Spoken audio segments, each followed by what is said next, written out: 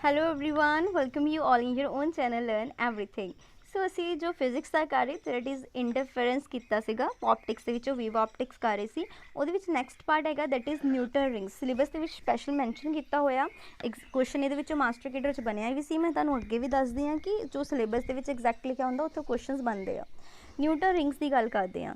Newton rings ਦੀ ਗੱਲ ਕਰਨ ਤੋਂ ਪਹਿਲਾਂ ਤੁਹਾਨੂੰ ਥੋੜ੍ਹਾ ਜਿਹਾ ਕੁਛ ਹੋਰ ਵੀ ਪਤਾ ਹੋਣਾ ਚਾਹੀਦਾ ਆ ਕਿ ਜੋ ਫੈਸੀਓ ਫਰਿੰਜਿਸ ਬਾਰੇ ਪਤਾ ਹੋਣਾ ਚਾਹੀਦਾ। ਇਹ ਜਿਹੜੀਆਂ ਫਰਿੰਜਿਸ ਹੁੰਦੀਆਂ ਆਫ ਇਕੁਅਲ ਥਿਕਨੈਸ ਹੁੰਦੀਆਂ, ਕਾਫੀ ਨੇ ਥਿਕਨੈਸ ਇਕੁਅਲ ਹੀ ਹੁੰਦੀ ਆ, ਠੀਕ ਹੈ, ਆਫ ਅ ਫਿਲਮ ਜਿਹੜੀ ਹੁੰਦੀ ਹੈ। Hence they can be use to detect the non uniformity of the film ਕਿ ਕੋਈ ਫਿਲਮ ਜਿਹੜੀ ਆ ਕੋਈ ਵੀ ਉੱਪਰ ਫਿਲਮ ਹੈਗੀ ਆ ਉਹਦੀ ਕਿੰਨੀ ਨੋਨ ਯੂਨੀਫਾਰਮ ਹੈਗੀ ਆ। ਕਿਉਂਕਿ ਇਹ ਜਿਹੜੀਆਂ ਫਰਿੰਜਿਸ ਬਣਦੀਆਂ ਇਹ ਹੈਗੀਆਂ ਇਕੁਅਲ ਥਿਕਨੈਸ ਦੀਆਂ।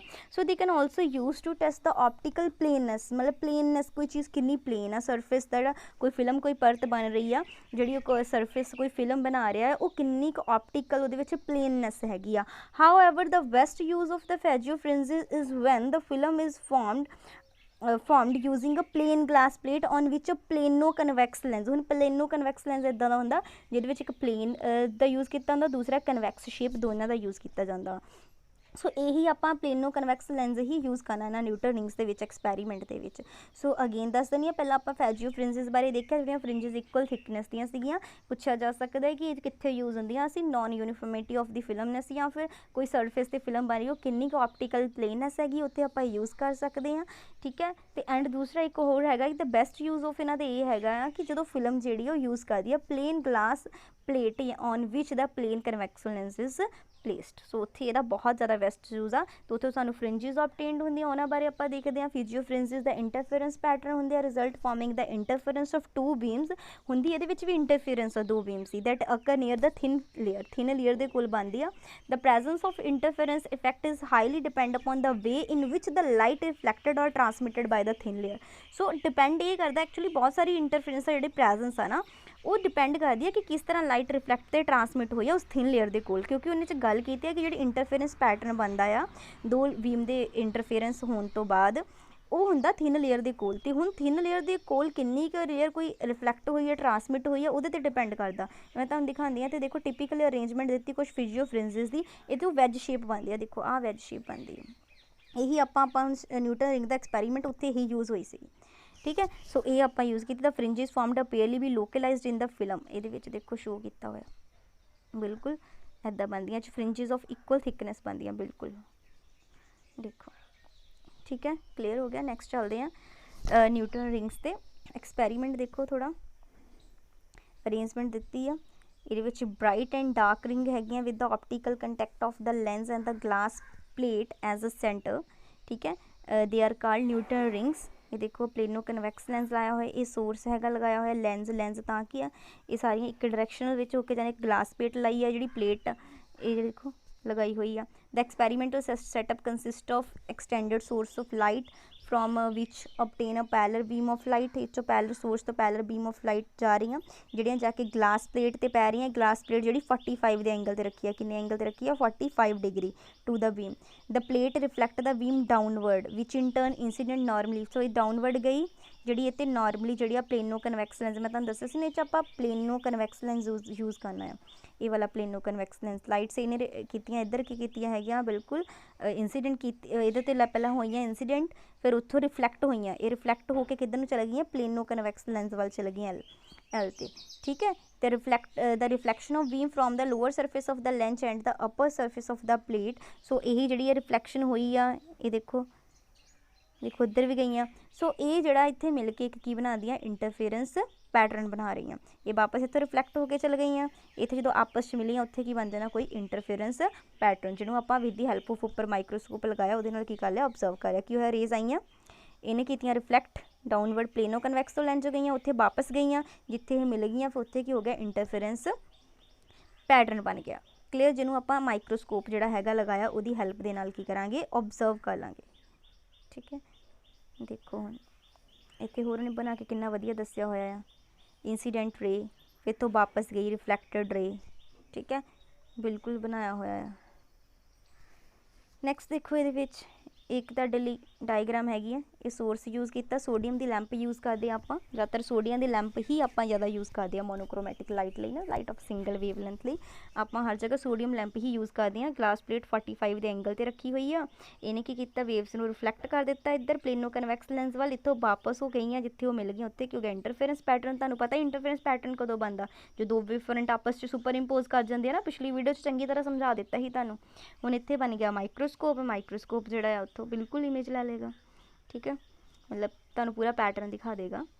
ਸੋ ਮੈਥੇਮੈਟੀਕਲ ਐਨਾਲਿਸਿਸ 'ਚ ਤੁਸੀਂ ਕੁਛ ਚੀਜ਼ਾਂ ਯਾਦ ਰੱਖਣੀਆਂ। ਮੈਥੇਮੈਟੀਕਲ ਐਨਾਲਿਸਿਸ ਕੀਤਾ ਗਿਆ, ਲੈਟ ਕਰਵਡ ਸਰਫੇਸ ਲਿਆ, ਲੈਂਸ ਦਾ ਵੀ ਆਫ ਲੈਂਸ ਵੀ ਆਰ, ਇੱਦਾਂ ਅਲੱਗ-ਅਲੱਗ ਚੀਜ਼ਾਂ ਲਈਆਂ। ਹੁਣ ਤੁਹਾਨੂੰ ਮੈਂ ਦੱਸੀ ਤੁਸੀਂ ਇੱਥੇ ਯਾਦ ਕੀ ਕਰਨਾ ਆ, ਇੱਕ ਤਾਂ ਇਹ ਰਿਲੇਸ਼ਨ ਯਾਦ ਕਰਨਾ T = r²/2, ਠੀਕ ਹੈ, ਥਿਕਨੈਸ ਦਿੱਤੀ ਹੈ T, R ਰੇਡੀਅਸ ਦਿੱਤਾ ਹੋਇਆ ਤੁਹਾਨੂੰ, ਠੀਕ ਹੈ।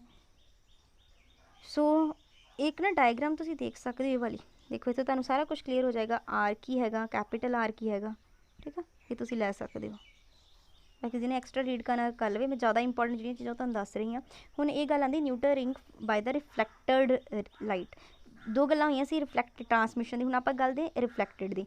ਫॉर ਇੰਟਰਫੇਰੈਂਸ ਪ੍ਰੋਡਿਊਸਡ ਬਾਈ ਦਾ ਰਿਫਲੈਕਟਡ ਰੇ ਵੀ ਦਾ ਨਾਰਮਲ ਇੰਸੀਡੈਂਟ ਵੀ ਓਬਟੇਨਡ ਦਾ ਡਾਰਕ ਫਰਿੰਜ।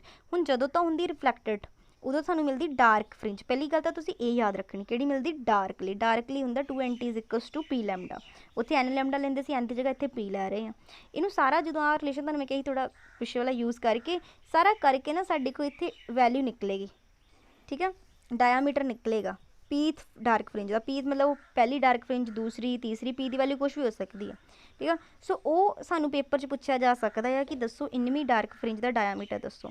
ਸੋ ਇਹ ਫਾਰਮੂਲਾ ਯਾਦ ਰੱਖਣਾ 2 × 2p + 1 ਲੈਮਡਾ r/2 ਪਾਵਰ 1/2 ਯਾਨੀ ਅੰਡਰ ਰੂਟ ਲੈ ਲਓ, ਪਾਵਰ 1/2 ਦਾ ਮਤਲਬ 2p, p ਮਤਲਬ ਕਿੰਨਵੀਂ ਬਾਰੇ ਪੁੱਛਿਆ ਜਾਂਦਾ, ਕਹਿੰਦਾ 5th ਡਾਰਕ ਫਰਿੰਜ ਦਾ ਦੱਸੋ, p ਕਿੰਨੀ ਹੋ ਜਾਏਗੀ, 5 ਹੋ ਜਾਏਗੀ, ਠੀਕ ਹੈ। ਲੈਮਡਾ ਤੁਹਾਨੂੰ ਲਾਈਟ ਦੀ ਵੇਵਲੈਂਥ ਦੱਸ ਦੇਗਾ, ਰੇਡੀਅਸ ਵੀ ਦੱਸ ਦੇਗਾ ਉਸ ਲੈਂਸ ਦਾ। ਇਹ ਸਾਰਾ ਕੁਝ ਤੁਹਾਨੂੰ ਪ੍ਰੋਵਾਈਡ ਕਰਵਾਏਗਾ, ਕਲੀਅਰ। ਜਿੱਦਾਂ ਇਹਦੇ ਵਿੱਚ ਦੇਖੋ ਡਾਇਗਰਾਮ, ਇਹ ਵਾਲੀ ਦੇਖੋ, ਇਹਦੇ ਵਿੱਚ ਤੁਹਾਨੂੰ ਆਰ ਪ੍ਰੋਵਾਈਡਡ ਹੈ, ਆਰ ਦੱਸ ਦੇਗਾ, ਠੀਕ ਹੈ, ਸਾਰੀਆਂ ਚੀਜ਼ਾਂ ਦੱਸ ਦੇਗਾ ਤੇ ਤੁਹਾਨੂੰ ਪੁੱਛ ਲੇਗਾ ਇੰਨਵੀਂ ਫਰਿੰਜ ਦਾ ਡਾਇਆਮੀਟਰ ਦੱਸੋ। ਸੋ ਫਾਰਮੂਲਾ ਯਾਦ ਰੱਖਣਾ ਰਿਫਲੈਕਟਡ ਲਾਈਟ ਦੇ ਡਾਰਕ ਫਰਿੰਜ ਦੇ ਕੇਸ 'ਚ। ਉਸ ਤੋਂ ਬਾਅਦ ਟਰਾਂਸਮਿਟਡ ਦੀ ਗੱਲ ਕਰਦੇ ਹਾਂ। ਜੇ ਟਰਾਂਸਮਿਟਡ ਦੀ ਗੱਲ ਕਰਦੇ ਹਾਂ, ਇਹਦੇ ਵਿੱਚ ਜਿਹੜਾ ਟਰਾਂਸਮਿਟਡ ਦੇ ਵਿੱਚ ਹੋਏਗਾ ਪਾਥ ਡਿਫਰੈਂਸ λ/2 ਦਾ ਹੋ ਜਾਏਗਾ, ਠੀਕ ਹੈ। due to reflection at denser medium is not obtained and therefore expression diameter of dark and bright fringes are reverse। ਹੁਣ ਇੱਥੇ ਉਲਟਾ ਹੋ ਜਾਏਗਾ, ਦੇਖੋ ਡਾਰਕ ਫਰਿੰਜ ਲਈ ਡੀਪੀ ਹੋ ਜਾਏਗਾ, ਬ੍ਰਾਈਟ ਫਰਿੰਜ ਲਈ ਡੀਪੀ ਜਿਹੜਾ ਹੋ ਜਾਏਗਾ, ਇਹ ਤਾਂ ਪਿਛਲੇ ਵਾਲਾ ਹੀ ਰਿਹਾ, ਇਹਦੇ ਲਈ ਹੋ ਗਿਆ 2p λr ਪਾਵਰ 1/2। ਸੋ ਹੋ ਗਿਆ। ਸੋ ਇਹ ਕੰਪੈਰੀਜ਼ਨ ਕਰ ਲਿਆ ਆਪਾਂ ਡਾਰਕ ਫਰਿੰਜਸ ਬ੍ਰਾਈਟ ਫਰਿੰਜਸ ਦਾ। ਡਾਰਕ ਫਰਿੰਜ ਲਈ ਕਿੰਨਾ ਹੈਗਾ, ਇੰਨਾ ਹੈਗਾ, ਬ੍ਰਾਈਟ ਫਰਿੰਜ ਲਈ ਇੰਨਾ। ਜੇ ਸਾਨੂੰ ਪੇਪਰ 'ਚ ਬ੍ਰਾਈਟ ਫਰਿੰਜ ਆ ਜਾਵੇ ਮਤਲਬ ਪੰਜਵੀਂ ਬ੍ਰਾਈਟ ਫਰਿੰਜ, p ਦੀ ਵੈਲਿਊ 5 ਪੁੱਟ ਕਰ ਦੇਣੀ, ਲਾਈਟ ਉਹ ਦੱਸ ਦੇਗਾ ਕਿੰਨੀ ਵੇਵ ਲੈਂਥ ਦੀ, r ਦੀ ਵੈਲਿਊ ਵੀ ਦੇ ਦੇਗਾ, ਠੀਕ ਹੈ। ਤੁਸੀਂ ਉਹਦਾ ਡਾਇਆਮੀਟਰ ਪੁੱਛ ਲਏਗਾ। ਸੋ ਤੁਹਾਨੂੰ ਫਾਰਮੂਲਾ ਯਾਦ ਹੋਣਾ ਚਾਹੀਦਾ, ਹੈਗਾ ਤਾਂ ਕੁਛ ਵੀ ਨਹੀਂ, ਦੇਖੋ ਬਸ ਇੱਥੇ ਸਾਡੇ ਕੋਲ 2p + 1 ਹੈਗਾ ਨਾਲ, ਠੀਕ ਹੈ। 2p ਦੀ ਜਗ੍ਹਾ 2p + 1 ਨਾ, ਲੈਮਡਾ r ਨੀਚੇ 2 ਹੈਗਾ ਐਕਸਟਰਾ। ਸੋ ਇੱਕ ਆਹ ਗੱਲ ਯਾਦ ਰੱਖਣੀ, ਰਿਫਲੈਕਟਡ ਸਿਸਟਮ ਦੇ ਵਿੱਚ ਜਿਹੜੀ ਸੈਂਟਰਲ ਫਰਿੰਜ ਹੁੰਦੀ ਹੈ ਨਾ ਉਹ ਡਾਰਕ ਹੁੰਦੀ ਆ, ਠੀਕ ਹੈ, ਬਟ ਇਨ ਟਰਾਂਸਮਿਟਡ ਦੇ ਵਿੱਚ ਉਹ ਬ੍ਰਾਈਟ ਹੁੰਦੀ ਹੈ। ਸੋ ਦੋਨੇ ਇੱਕ ਦੂਜੇ ਦੇ ਕੰਪਲੀਮੈਂਟਰੀ ਹੈਗੇ ਆ। ਰਿਫਲੈਕਟਡ 'ਚ ਕਿਹੜੀ ਹੋਏਗੀ, ਸੈਂਟਰ ਵਾਲੀ ਡਾਰਕ, RD, ਠੀਕ ਆ, RD ਸ਼ਰਮਾ ਮੈਥ ਤੋਂ RD ਯਾਦ ਰੱਖ ਲਿਓ। ਤੋ ਜਿਹੜਾ ਟਰਾਂਸਮਿਟਡ ਹੈਗਾ ਉਹਦੇ ਵਿੱਚ ਕੀ ਹੋਏਗੀ, ਬ੍ਰਾਈਟ, TB ਤਾਂ TB ਯਾਦ ਰੱਖ ਲਿਓ, ਠੀਕ ਹੈ। ਇਹ ਦੇਖੋ ਬਣੀਆਂ ਹੋਈਆਂ, ਇੱਕ ਦੇ ਵਿੱਚ ਦੇਖੋ ਰਿਫਲੈਕਟਡ ਕੇ ਸੈਂਟਰ ਵਾਲੀ ਕੀ ਹੋ ਗਈ ਡਾਰਕ, ਦੂਸਰੇ ਕੇਸ 'ਚ ਸੈਂਟਰ ਵਾਲੀ ਕੀ ਹੋ ਗਈ ਬ੍ਰਾਈਟ, ਕਲੀਅਰ। ਸੋ ਇਹਨਾਂ ਧਿਆਨ ਰੱਖਣਾ। ਯੂਜ਼ਿਸ ਅਸੀਂ ਇਹਨਾਂ ਵੇਵ ਲੈਂਥ ਫਾਈਂਡ ਆਊਟ ਕਰ ਸਕਦੇ ਲਾਈਟ ਦੀ, ਜਿੱਦਾਂ ਜੇ ਸਾਨੂੰ ਮਤਲਬ ਡਾਇਆਮੀਟਰ ਗਿਵਨ ਹੈਗਾ ਆ, ਅਸੀਂ ਲੈਮਡਾ ਵੀ ਤਾਂ ਕੱਢ ਸਕਦੇ ਹਾਂ ਨਾ। ਉਹ ਫਾਰਮੂਲਾ ਯਾਦ ਰੱਖ ਲਿਓ। ਤੁਹਾਨੂੰ ਆ ਦੇਖੋ ਆ ਵੈਲਿਊ ਤਾਂ ਪਤਾ ਹੀ, ਮੰਨ ਲਓ ਪਹਿਲੀ ਜਿਹੜੀ ਪੀਐਥ ਹੈਗੀ ਉਸ ਤੋਂ ਬਾਅਦ ਕਿਊਥ, ਦੋਨਾਂ ਹੀ ਲਿਖ ਲਈ, ਦੋਨਾਂ ਨੂੰ ਮਾਈਨਸ ਕਰਕੇ ਤੁਸੀਂ ਲੈਮਡਾ ਕੱਢ ਲਓ, ਵੇਵ ਲੈਂਥ ਨਿਕਲੀ ਜਾ ਸਕਦੀ ਹੈ। ਜੇ ਤੁਹਾਨੂੰ ਡਾਇਆਮੀਟਰਸ ਗਿਵਨ ਹੈਗੇ, ਰਿਫਲੈਕਟਿਵ ਇੰਡੈਕਸ ਪਤਾ ਕਰ ਸਕਦੇ ਤੁਸੀਂ ਲਿਕੁਇਡ ਦਾ, ਠੀਕ ਹੈ, ਵਿਦ ਨਿਊਟਨ ਰਿੰਗ ਆਪਰੇਟਰਸ ਜਿਹੜੇ ਦੇਖੋ ਇਹ ਐਪਲੀਕੇਸ਼ਨ ਬਹੁਤ ਇੰਪੋਰਟੈਂਟ ਹੁੰਦੀਆਂ, ਕਿੱਥੇ ਕਿੱਥੇ ਯੂਜ਼ ਹੁੰਦਾ। ਸੋ ਇਹਦੀ ਹੈਲਪ ਨਾਲ ਤੁਸੀਂ ਕੀ ਫਾਈਂਡ ਆਊਟ ਕਰ ਸਕਦੇ ਹੋ, ਰਿਫਲੈਕਟਿਵ ਇੰਡੈਕਸ ਫਾਈਂਡ ਆਊਟ ਕਰ ਸਕਦੇ ਹੋ। ਫਾਰਮੂਲਾ ਜਿਹੜਾ ਯਾਦ ਰੱਖ ਲਿਓ ਇਹਦਾ, ਇਹ ਵਾਲਾ ਦੇਖੋ ਇੱਥੋਂ ਮੇਨ ਆ formula very very important, DP = 2 √p λr/n, ਠੀਕ ਹੈ। ਨੈਕਸਟ ਦੇਖੋ, ਨੈਕਸਟ ਇਹਦੇ ਵਿੱਚ ਇਹੀ ਤੁਹਾਨੂੰ n ਦੀ ਵੈਲਿਊ ਕੱਢ ਕੇ ਦੱਸੀ ਹੋਈ ਆ, ਇਹਦੇ ਤੋਂ ਅੱਗੇ n ਦੀ 4p - q λr dp² - dq²। ਜੇ ਤੁਹਾਨੂੰ ਵੈਲਿਊਜ਼ ਪਤਾ ਤੁਸੀਂ ਫਾਈਂਡ ਆਊਟ ਕਰ ਸਕਦੇ ਹੋ। ਉਸ ਤੋਂ ਬਾਅਦ ਕੀ ਆਉਣੇ, Newton rings and white light. ਹੁਣ ਦੇਖੋ ਇਹਦੇ 'ਚ ਕੁਐਸਚਨ ਬਣ ਸਕਦਾ ਕਿ with monochromatic light Newton rings experiment dark and bright fringes are produce. ਹੁਣ ਅਸੀਂ ਤਾਂ ਮੋਨੋਕ੍ਰੋਮੈਟਿਕ ਲਾਈਟ ਸੀ ਨਾ, ਸੋਡੀਅਮ ਲੈਂਪ ਲਈ ਸੀ, ਮੋਨੋਕ੍ਰੋਮੈਟਿਕ ਲਾਈਟ ਲਈ ਸੀ। ਤੇ ਇਹਦੇ ਵਿੱਚ ਡਾਰਕ ਤੇ ਬ੍ਰਾਈਟ ਫ੍ਰਿੰਜਸ ਹੋਈਆਂ। ਡਾਇਆਮੀਟਰ ਦਾ ਰਿੰਗ ਦਾ ਡਿਪੈਂਡ ਕਰਦਾ ਸੀ ਵੇਵਲੈਂਥ, ਤੁਸੀਂ ਵੀ ਦੇਖਿਆ ਡਾਇਆਮੀਟਰ ਲੈਮਡਾ ਤੇ ਡਿਪੈਂਡ ਕਰਦਾ ਸੀ, ਵੇਵਲੈਂਥ ਤੇ ਡਿਪੈਂਡ ਕਰਦਾ ਸੀ ਤੇ ਕਿਹਦੇ ਪ੍ਰੋਪੋਰਸ਼ਨਲ ਟੂ ਸਕੁਅਰ ਰੂਟ, ਮਤਲਬ ਵੇਵਲੈਂਥ ਦੀ ਸਕੁਅਰ ਰੂਟ ਦੇ ਪ੍ਰੋਪੋਰਸ਼ਨਲ ਸੀਗਾ, ਹੈ ਨਾ, ਇਹ ਦੇਖਿਆ। ਬਟ ਜੇ ਮੈਂ ਵਾਈਟ ਲਾਈਟ ਯੂਜ਼ ਕਰਾਂ, मतलब मैं मोनोक्रोमैटिक लाइट की जगह वाइट लाइट यूज़ करती हाँ, तो ये जी सुपर इंपोजिशन होएगी ना रिंग की form due to different wavelength will take place, क्योंकि वाइट लाइट तुहानूं भी पता 7 रंग होंगे, हर रंग की अपनी वेवलैंथ आ, सो वो ना करके अलग अलग होएगी। सो होएगा कि तुहानूं फर्स्ट रिंग ऑब्जर्वड होएगी, ठीक है, मतलब जनरल एलिमिनेशन जी होएगी बाकी फील्ड दे विच, ठीक है।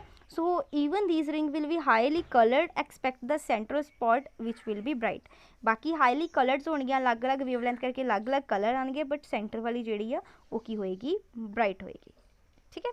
सो ये ध्यान रखना, पूछा जा सकता है कि जे असी मोनोक्रोमैटिक लाइट की जगह जिहड़ी है सोडियम लैंप की जगह वाइट लाइट यूज़ करते हैं, then what is the effect on the Newton ring experiment, ਜਾਂ किदां दी फ्रिंजिस मिलणगियां सानूं, सेंटर वाली वाइट, आले दुआले वालियां तुहानूं वो हाईली कलर्ड्स मिलणगियां, ठीक है। कुछ एलिमिनेशन जी होएगी।